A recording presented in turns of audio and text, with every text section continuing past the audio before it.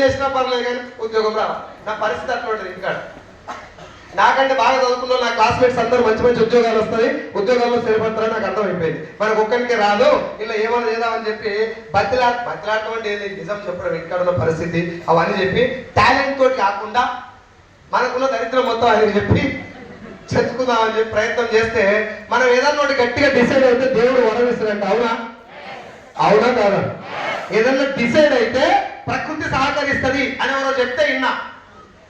నాకు ఆ విషయం ద్వారా రోజు నిజమైంది. ఏం జరిగిందంటే ఆయన భగవంతుడు 2 వరాలు ఇచ్చిన్నాడు. ఏమేమి వరాలు ఇచ్చిందంటే, నేను తెలుగులో బాగా మాట్లాడతా. ఆ సార్ కూడా తెలుగు ఖతర్నాకు అర్థమవుతుంది. తిరిగి తెలుగులో మాట్లాడలేడు, ఆయనకు తెలుగు మాట్లాడలేక రాదు. ఇది మొదటి వరం నాకు. రెండో వరం ఏంటంటే ఆయన ఇంగ్లీషు ఇరగదీస్తాడు, అది మనకు అర్థం కాదు. ఒకవేళ ఆయన ఇంగ్లీష్ లేవని అన్నాడనుకో అంటే ఇంకా 2-3 సార్లు విన్నాడు. ఇక ఇంతో మాట్లాడదని చెప్పి నేను చెప్పింది ఇనుడు తప్ప ఇంకో దారి లేదా.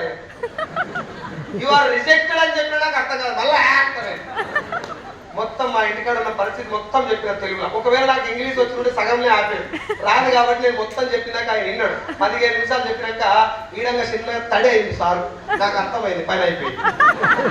నేనేం అబద్ధం చెప్పాలి. మా నాన్న పరిస్థితి ఏంది, మా ఇంట్లో చెల్లెలు మ్యారేజ్, నా ఇంటి పరిస్థితి, నేను చదివిన చదువు, నేనేం చేద్దాం అనుకుంటున్నా. సార్ నువ్వు నాకు ఉద్యోగం ఇవ్వు, నువ్వేం చెప్తే కదా చేస్తా, ఎప్పటిదాకా ఉంటావంటే అప్పటిదాకా ఉంటా, ఎంత ఇస్తే అంత తీసుకుంటా, ఇయ్యకపోయినా ఊరుకుంటా. స్టార్టింగ్ అట్టే ఉంటుంది మన పరిస్థితి.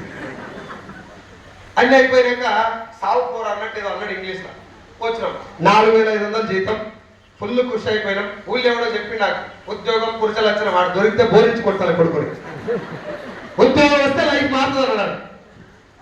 ఉద్యోగం వస్తే లైఫ్ మారుతుంది. నేను అంటే మారుతా అనుకొని మొదలు పెట్టినా. జీతం